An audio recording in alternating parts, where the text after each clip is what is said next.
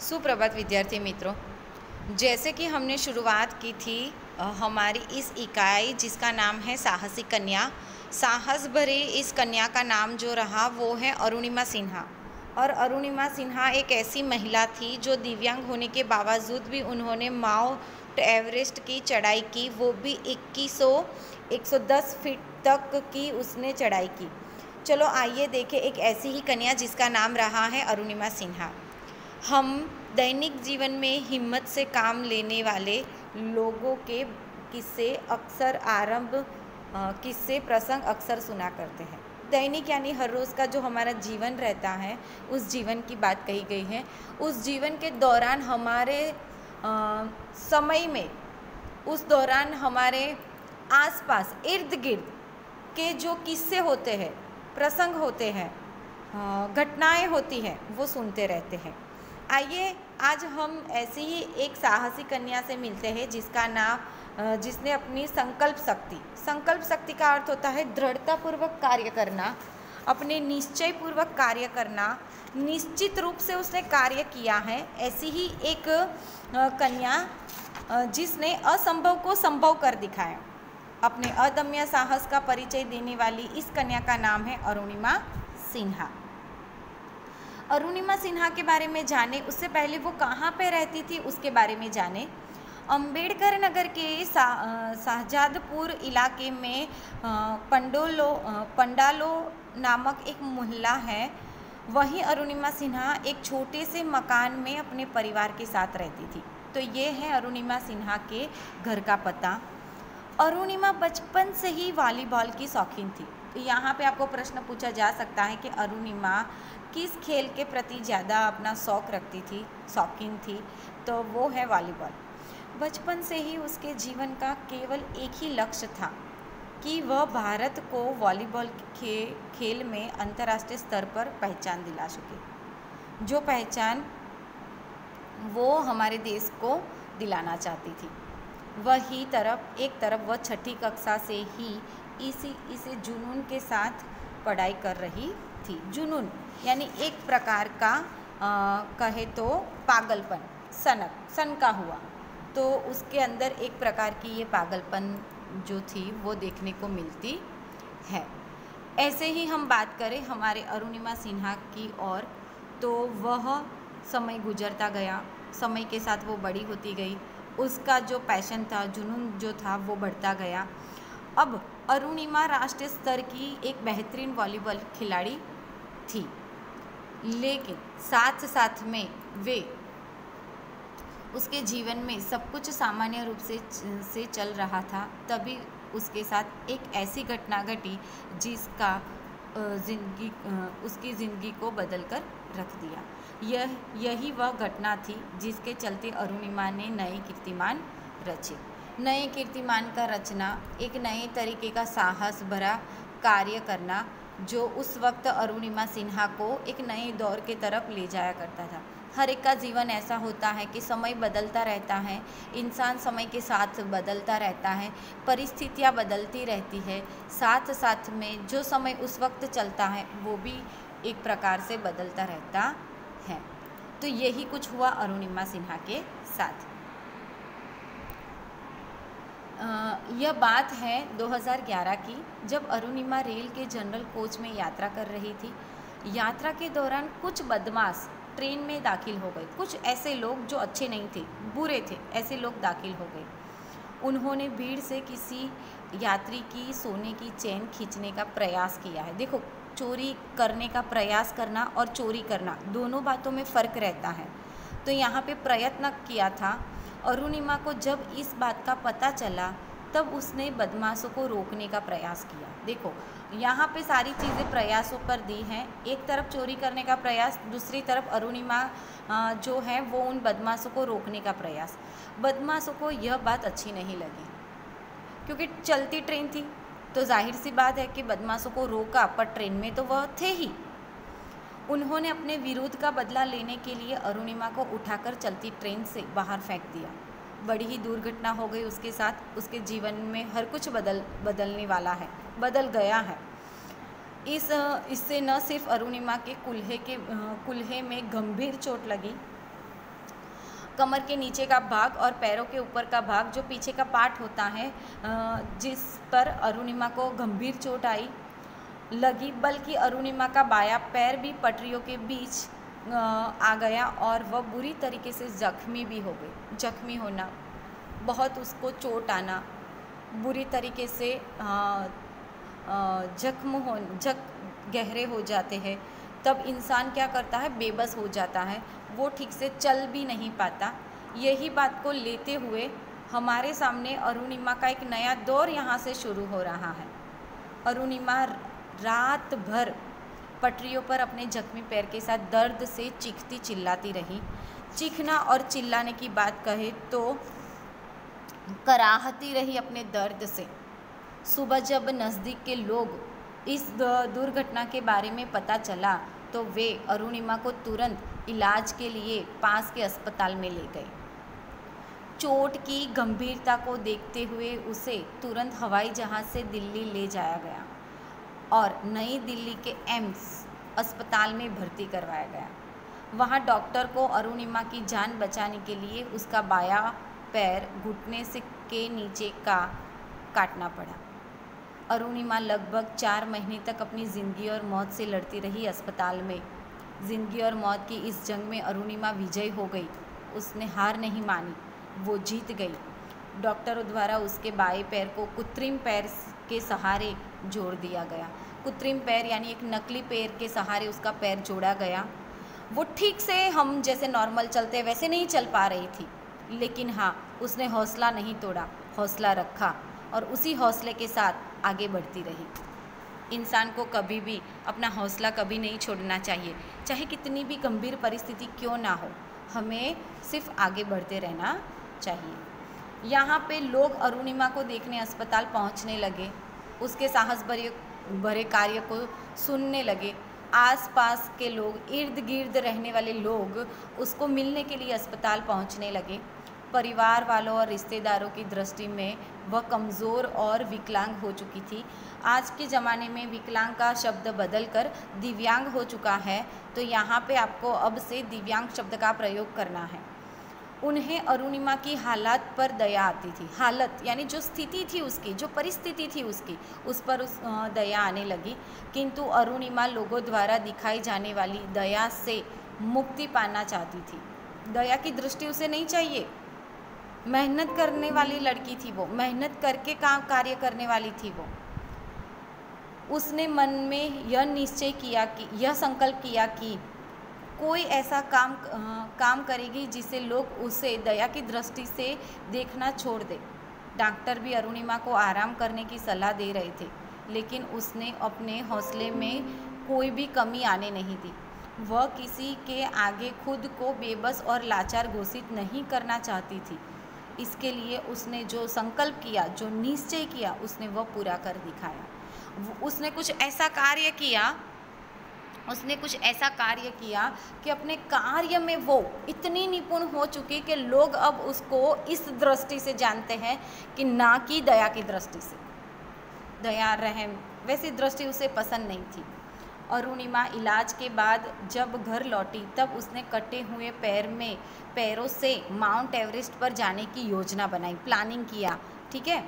इसके बाद उसने उत्तरकाशी के नेहरू माउंटेनिंग संस्था में दाखिला लिया। अभी प्रैक्टिस तो करनी पड़ेगी, अभ्यास तो करना पड़ेगा, अध्ययन तो करना पड़ेगा। उसके लिए उसने क्या किया, नेहरू माउंटेनिंग संस्था में दाखिला ले लिया, एडमिशन ले लिया। भारत की पहली महिला एवरेस्ट विजेता सुश्री, ये प्रश्न पूछा गया था, बचेंद्री पाल के मार्गदर्शन में वो कठोर शारीरिक, मानसिक एवं भावनात्मक अभ्यास के बाद वह सबसे पहले लद्दाख में 2110 फीट की ऊंचाई पर चढ़ने में सफल हुई। देखो कौन कर सकता है। हम आपको ये कहे कि चलो यहाँ से वो लेकर आओ तो भी चलने में दिक्कत आती है, कोई भी मेरी बात नहीं कर रही हूँ, ना आपकी बात कर रही हूँ, पर किसी बात को लेकर अगर मम्मी भी ऐसा कहते हैं, न जाना बेटा ऊपर वाले कमरे में से इतनी चीज़ें लेकर आना, नहीं मम्मी नहीं जाना है, इतनी आलस है हमारे अंदर। तो सोचो कि ये जो महिला थी, ये जो कन्या थी जिसका नाम है अरुणिमा सिन्हा, वो उसका पैर तो कट चुका था, वो नकली पैर के साथ, कृत्रिम पैर के साथ उसने 110 फीट की ऊंचाई तक वो गई और उसने उस चढ़ाई में सफल भी हुई। देखो यहाँ पे इससे पहली सफलता में अरुणिमा का उत्साह, इस पहली सफलता में अरुणिमा का उत्साह बढ़ गया। टाटा स्टील एडवेंचर फाउंडेशन की व्यवस्था और शेरपा तेनसिंह की सहायता से दिनांक 19 मई 2013 को वो अवसर आ ही गया जिसका अरुणिमा को लंबे समय से इंतज़ार था। सोमवार की शाम लगभग 6 बजे वह अपने कैंप से आगे बढ़ी।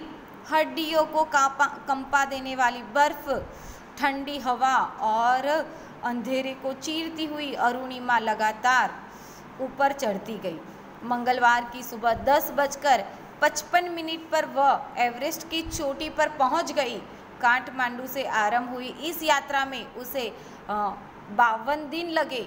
उसकी इस सफलता पर भारत की पहली महिला एवरेस्ट विजेता श्री बजेंद्री पाल ने उसे बधाई दी। दिल्ली के जिस अस्पताल में उसका इलाज हुआ था, वहाँ के डॉक्टर इस खबर को सुनकर स्तब्ध रह गए, चकित रह गए, हैरान रह गए। तो यहाँ से आपको ये पैराग्राफ अच्छे से लर्न करना है, line to line, word to word जाना है। कोई भी क्वेश्चन 5 से 10 क्वेश्चन इसी पैराग्राफ में से निकल सकते हैं, उसका ध्यान रखना है। तो देखा किस तरीके से उसने साहस भरे कार्य किए। अरुणिमा यही नहीं रुकी, उसने अभावों के चलते निराशपूर्ण जीवन जी रहे लोगों में प्रेरणा और उत्साह जगाने के लिए दुनिया के सभी 7 महाद्वीपों की सबसे ऊंची चोटी को लांघने का निश्चय किया। बोलो, कर सकता है कोई? इस क्रम में वह अब तक अफ्रीका की किलिमंजारो और यूरोप की एल्ब्रुस चोटी पर तिरंगा लहरा चुकी है। अरुणिमा ने न केवल पर्वतारोहण में बल्कि आर्टिफिशियल ब्लेड रनिंग में भी अपनी धाक जमाई। ब्लेड रनिंग आपको पता नहीं होगा, मैं बता रही हूँ इसी वीडियो के अंदर के ब्लेड रनिंग किसे कहा जाता है। जो पैर नहीं होते पर पैरों के नीचे ऐसे ब्लेड टाइप का शेप वाला पैर लगाया हुआ होता है, जो बर्फ़ में उस चलते हैं, स्लाइड करते हैं, उसको ब्लेड रनिंग कहा जाता है। हाल में ही चेन्नई में हुए ओपन नेशनल गेम्स पैरा में उन्होंने 100 मीटर की दौड़ में स्वर्ण पदक जीता। लो, हम तो अपने सही पैर से कुछ कार्य ना कर सके, ये तो अपने कृत्रिम पैर से इतना सारा कार्य कर चुकी महिला है।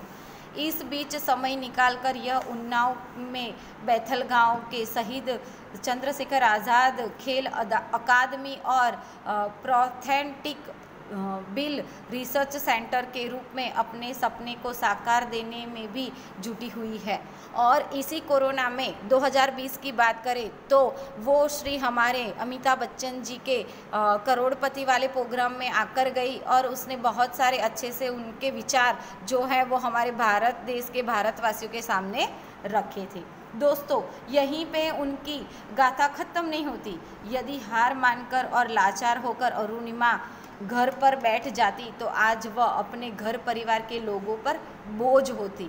और इंसान एक बोझ ना बनकर एक अच्छा कार्य कर लेता है तब वो एक महान व्यक्ति बन जाता है।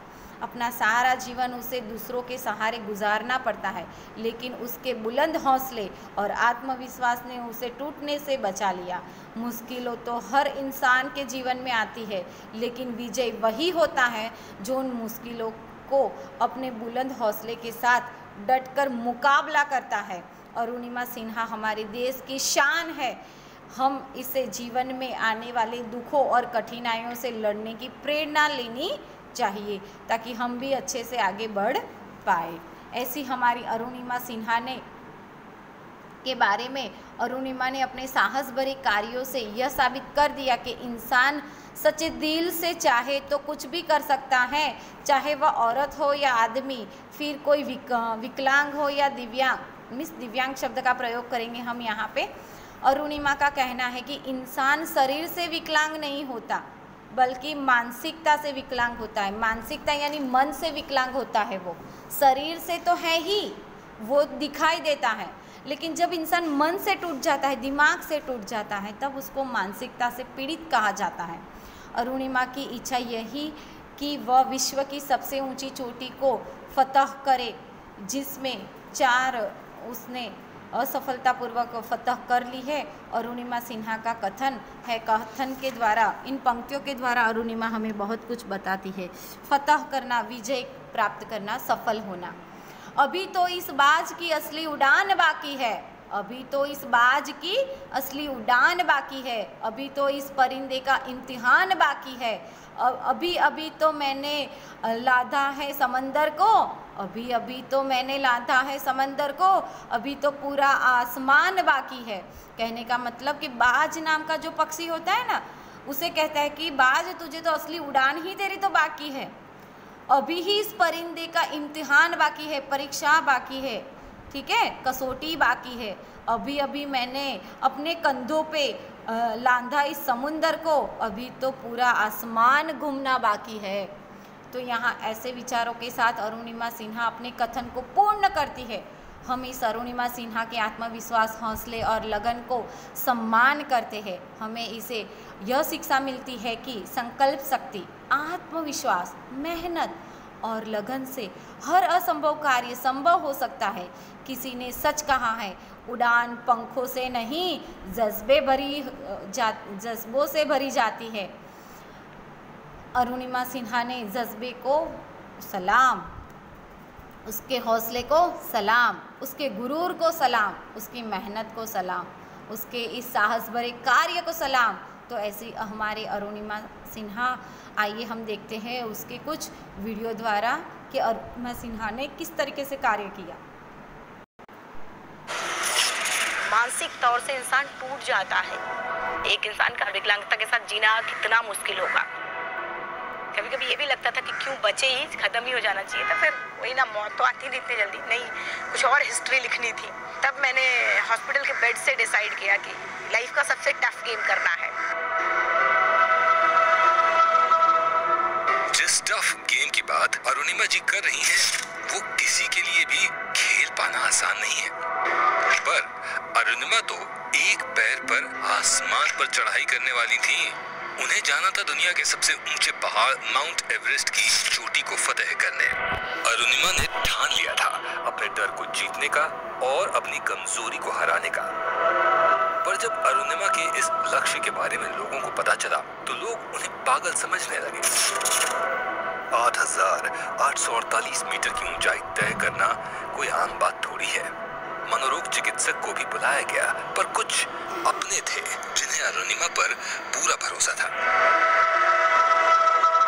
सब कोई मुझे पागल बोलता था।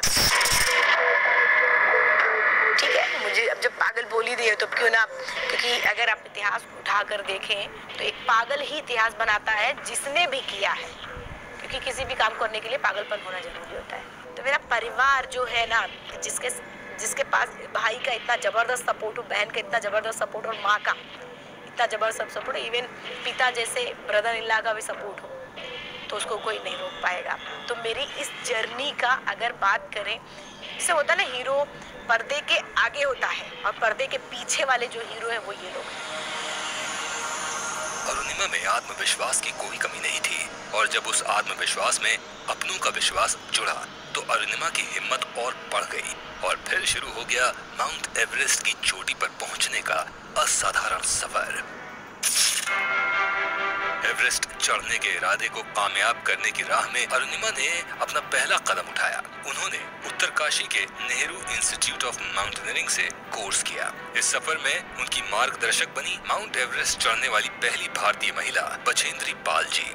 अरुणिमा ने 2012 में बछेंद्री पाल जी के ट्रेनिंग कैंप का हिस्सा बनकर शुरू कर दी एवरेस्ट की चढ़ाई। पहली बार मैंने इतने करीब से पहाड़ को देखा था। फिर मैं अपने पैरों को देखती, पहाड़ को देखती कि लगता था कि हो पाएगा कि नहीं हो पाएगा। अरुणिमा के रास्ते में मुश्किलें और रुकावटें पहले ही कम नहीं थी। ऊपर से खराब मौसम ने और भी मुसीबतें बढ़ा दी। एवरेस्ट की चोटी तक पहुंचते पहुंचते ऑक्सीजन सिलेंडर भी लगभग खाली हो चुका था।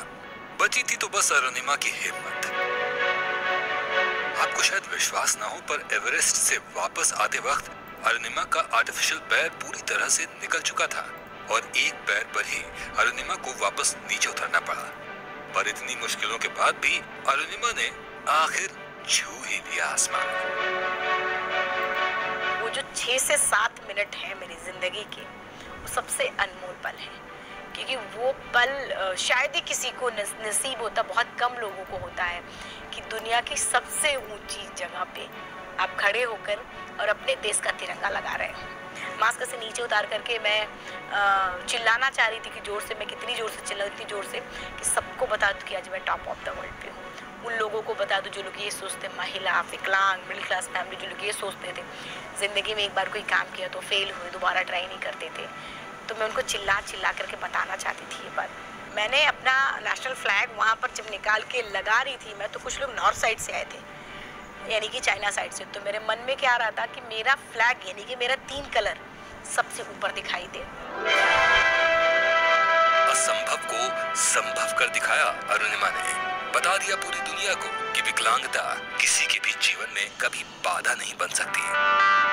और अरुणिमा ने 20 मई 2013 को एवरेस्ट की चोटी पर पहुंचकर विश्व की सबसे पहली दिव्यांग महिला बनने का इतिहास रचा और हौसले और जज्बे की ऐसी मिसाल कायम कर दी जो हर इंसान को प्रेरित करती रहेगी।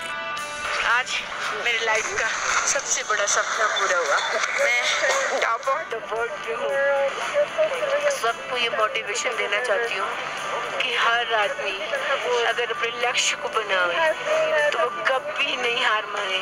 इस अनोखे कीर्तिमान को रचने के लिए उनको सन 2015 में पद्मश्री जैसे इतने बड़े सम्मान से नवाजा गया। और सिर्फ इतना ही नहीं, बल्कि उनके हिस्से में आई और भी कई बड़ी बड़ी उपलब्धियां। पूरी पीढ़ी को प्रेरित करने के बाद अब अरुणिमा का ख्वाब था कि वो देश के दूसरे दिव्यांगों को भी सशक्त करें। और उसी का नतीजा है ये स्किल डेवलपमेंट इंस्टीट्यूट, जिसका नाम है अरुणिमा फाउंडेशन। इस फाउंडेशन को साथ मिला नेशनल स्किल डेवलपमेंट कॉर्पोरेशन का। 2011 में इसको रजिस्टर्ड कराया था। इसका मकसद यही है कि ये जो बच्चे हैं, हमारे जो दिव्यांग बच्चे हैं, इनको समाज की मुख्य धारा से जोड़ने का, और क्योंकि समाज में एक जगह बनाने के लिए, क्योंकि दिव्यांगता को लोग हे दृष्टि से देखते हैं, तो इनको लोग बहुत ज़्यादा जगह नहीं देते हैं। और बस उनको एक प्रधानमंत्री कौशल विकास योजना के तहत उनको समाज की मुख्य धारा से जोड़ने का है। इस ट्रेनिंग संस्था में प्रधानमंत्री कौशल विकास योजना के तहत चलाए जाते हैं 3 प्रोग्राम: हॉस्पिटैलिटी, रिटेल और इंफॉर्मेशन टेक्नोलॉजी। इन क्षेत्रों में यहाँ दिव्यांगों को दिया जाता है बिल्कुल मुफ्त प्रशिक्षण। यहाँ पर किसी भी प्रकार का कोई चार्ज नहीं है। हॉस्टल, खाना पीना, चाय नाश्ता टोटल निःशुल्क, किसी भी प्रकार का पैसा नहीं है, टोटल फ्री है। यहाँ बच्चों को आवासीय सेंटर देके उनको मानसिक तौर पर मजबूत बनाना, बौद्धिक विकास देना। हमें इन बच्चों को मजबूर नहीं बनाना है, मजबूत बनाना है। ये हमारे फाउंडेशन का पहला ध्येय है। इरादों में मजबूती होने का महत्व भला अरुणिमा से बेहतर कौन जान सकता है। अरुणिमा फाउंडेशन में 3 अलग अलग क्षेत्रों में ट्रेनिंग ले रहे हैं 180 दिव्यांग। ये केंद्र ऐसा है कि प्रशिक्षण के साथ साथ उनको रोजगार भी हम मुहैया कराते हैं। तो वो एक हमारा जिसको कहते हैं एंड टू एंड सोल्यूशन। प्रधानमंत्री कौशल विकास योजना के अंतर्गत हमको आईटी की ट्रेनिंग दी जा रही है और डोमेस्टिक डाटा एंट्री के तहत ये ट्रेनिंग हम लोग ले रहे हैं और हम लोगों को काफ़ी अच्छी जानकारी अब तक दी गई है। हम लोग कुशल हैं, अब जॉब करने के लिए हम लोग तैयार हैं। जहाँ भी हम लोगों को अपॉर्चुनिटी मिलती है हम लोग अपना परफॉर्मेंस पूरा देने के लिए तैयार हैं। अब जब हम जाते हैं अपने गाँव तो लोग सोचते हैं कि ये कुछ बहुत अच्छा कुछ कर रहे हैं। हम जाते हैं तो लोगों का बदलाव और बिहेवियर हम लोगों से बहुत अलग होता है और इज्जत देते हैं ज़्यादा लोग जो है। कौन कहता है दिव्यांगों को सहारे की जरूरत है?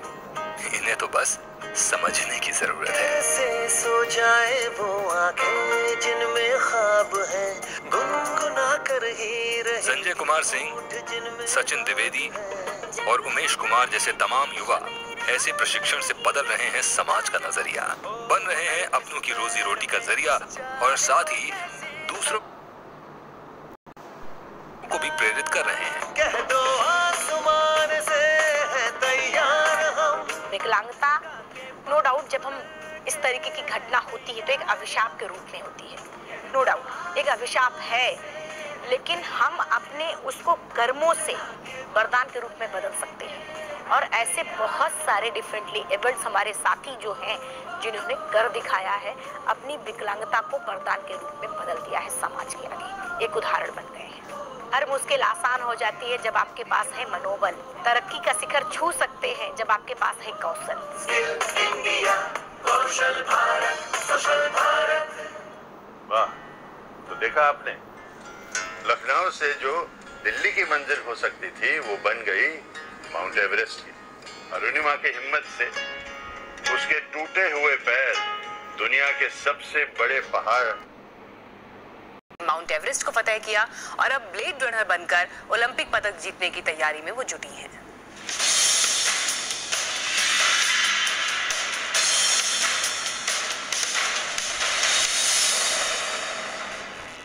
हौसले बुलंद हो तो इंसान कुछ भी कर सकता है। लखनऊ के सैनिक स्कूल में दौड़ती अरुणिमा सिन्हा को देखकर ऐसा ही लगता है। अरुणिमा का एक पैर कटा हुआ है और दूसरे पैर में 2 रॉड लगे हैं, लेकिन रफ्तार में कोई कमी नहीं। नकली टांगों से माउंट एवरेस्ट फतह करने वाली अरुणिमा सिन्हा अब ब्लेड रनर बनना चाहती हैं। अरुणिमा का जुनून ऐसा है कि उन्होंने अमेरिका से करीब 29 लाख के आर्टिफिशियल ब्लेड लिम्ब मंगवाए। ओलंपिक में 100 मीटर की ब्लेड रनर रेस का रिकॉर्ड 14 सेकंड का है, जबकि अरुणिमा अभी इसमें 25 सेकंड ले रही हैं। अगर कुछ ऐसी परिस्थितियां हो, लेकिन फिर भी अगर आप हार ना माने, परिस्थितियों से लड़ें, तो कुछ समय बाद, क्योंकि बिना मेहनत के कुछ नहीं मिलता, अगर आप अपनी सही दिशा में मेहनत कर रहे हैं तो आपको जरूर मिलता, जरूर वो लक्ष्य आपने जो बनाया वो जरूर आपको मिलेगा। माउंट एवरेस्ट पर जीत हासिल करने वाली अरुणिमा के लिए ब्लेड रनर बनना आसान नहीं था। अरुणिमा ने पहले प्रैक्टिस के लिए अमेरिका से करीब 12 लाख का आर्टिफिशियल ब्लेड लिम्ब मंगवाया, फिर असली रेस में उतरने के लिए 17 लाख का दूसरा ब्लेड लिम्ब मंगवाया, जिससे अरुणिमा 100 मीटर रेस की प्रैक्टिस कर रही हैं। अरुणिमा का पहला लक्ष्य कॉमनवेल्थ गेम्स है और फिर वो ओलंपिक में फतह पाना चाहती हैं। तो यहाँ पे देखा आपने अरुणिमा सिन्हा के बारे में, ठीक है। तो यहाँ ये अरुणिमा सिन्हा का जो हमारे सामने साहस भरी कन्या वाला इकाई दी थी, चैप्टर दिया था, वो मैंने आपको अच्छे से समझाने की कोशिश की है। डाउट्स की डिस्कशन करते हैं जूम क्लास पे। और स्टूडेंट्स, स्कूल में नेटवर्क इशू है, मेरी आवाज़ नहीं आ रही, बहुत ट्राई किया मैंने अपने तरीके से, फिर भी मैंने अच्छे से पढ़ाया है, ठीक है। तो ऐसे मत किया कहो कि नहीं पढ़ाया, अगर ना पढ़ाया होता तो आधा चैप्टर भी ख़त्म ना होता, तो उसका ध्यान दिया जाए। मिलते हैं इसकी एक्सरसाइज की तरफ कल। धन्यवाद।